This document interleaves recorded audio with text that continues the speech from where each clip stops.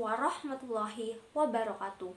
Perkenalkan, nama saya Fatima dari kelas 10 Bahasa KBC. Saya akan menjelaskan tentang ancaman terhadap berbangsa dan bernegara.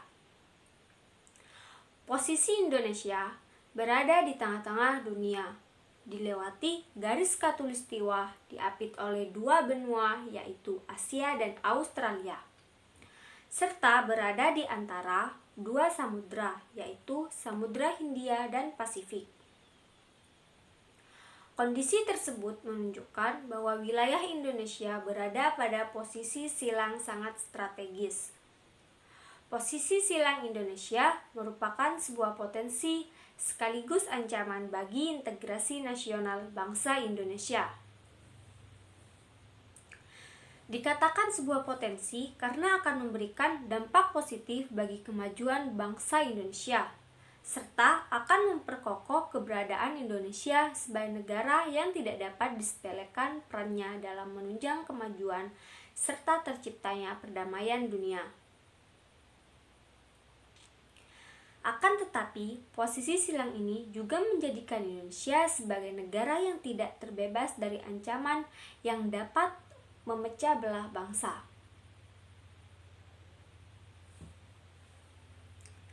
Ancaman terhadap integrasi nasional. Ancaman terhadap integrasi nasional ada dua, yaitu yang pertama adalah ancaman di bidang militer.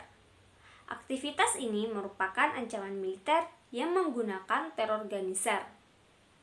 Ancaman ini kemungkinan bahaya kedaulatan negara, keutuhan wilayah, dan keselamatan segenap bangsa yang memiliki kekuatan senjata dapat digunakan untuk agresi atau invasi lintas wilayah, melakukan bersenjata sabotase dan spionase, aksi teror bersenjata, dan ancaman keamanan laut dan udara. Yang kedua adalah ancaman di bidang non-militer. Ancaman non-militer yang memiliki karakter yang sangat berbeda dengan ancaman militer, yaitu tidak bersifat fisik serta bentuknya tidak terlihat seperti ancaman militer. Non-militer, ancaman diantaranya dapat berdimensi ideologi, politik, ekonomi, dan sosial budaya. Contoh ancaman non-militer seperti pengaruh gaya hidup kebarat-baratan, sudah tidak mencintai budaya sendiri, tidak menggunakan produk dalam negeri, dan sebagainya. Ancaman di bidang Ipolexosbudamkan. Ancaman adalah setiap usaha dan kegiatan baik dari dalam negeri maupun luar negeri yang dinilai oleh wilayah negara dan keselamatan segenap bangsa. Berikut ini berbagai ancaman bagi bangsa Indonesia dilihat dari berbagai bidang kehidupan. Yang pertama adalah ancaman di bidang ideologi. Komunisme menjadi salah satu ancaman terhadap Pancasila. Meskipun Indonesia telah menolak dengan tegas paham komunis, akan tetapi apabila ancaman tersebut tidak segera diatasi, bukan tidak mungkin komunisme akan kembali berkembang pesat di Indonesia. Selain itu, bangsa Indonesia belum sepenuhnya terbebas dari pengaruh paham lainnya. Misalnya, pengaruh liberalisme.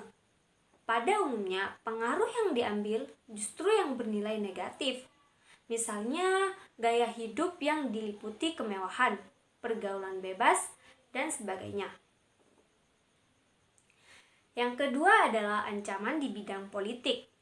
Ancaman di bidang politik dapat bersumber dari luar negeri maupun dalam negeri. Dari luar negeri, ancaman di bidang politik dilakukan oleh suatu negara dengan melakukan tekanan politik terhadap Indonesia seperti intimidasi dan provokasi. Ancaman yang berdimensi politik yang bersumber dari dalam negeri dapat berupa penggunaan dalam bentuk pengarahan massa menumbangkan pemerintah yang berkuasa. Selain itu, ancaman separatisme merupakan bentuk lain dari ancaman politik yang timbul dari dalam negeri. Yang ketiga adalah ancaman di bidang ekonomi. Ada beberapa ancaman. Yang pertama, Indonesia akan dibanjiri oleh barang-barang dari luar negeri yang mengakibatkan semakin terdesaknya barang-barang lokal. Cepat atau lambat, perekonomian negara kita akan dikuasai oleh pihak asing, sehingga bangsa kita akan dijajah secara ekonomi oleh negara investor. Timbulnya kesenjangan sosial yang tajam sebagai akibat dari adanya persaingan bebas. Dan yang terakhir adalah sektor-sektor ekonomi rakyat yang diberikan subsidi semakin berkurang. Yang keempat adalah ancaman di bidang sosial budaya. A. Munculnya gaya hidup konsumtif yang selalu memakan barang-barang dari luar negeri. B. Munculnya nilai hedonisme, yaitu kenikmatan pribadi sebagai suatu nilai hidup tertinggi. C. Adanya sikap individualisme, yaitu sikap selalu mementingkan diri sendiri. D. Munculnya gejala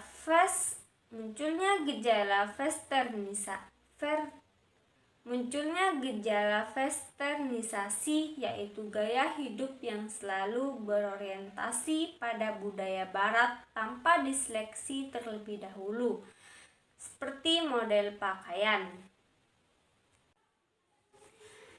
Dan yang terakhir, yang kelima adalah ancaman di bidang pertahanan dan keamanan.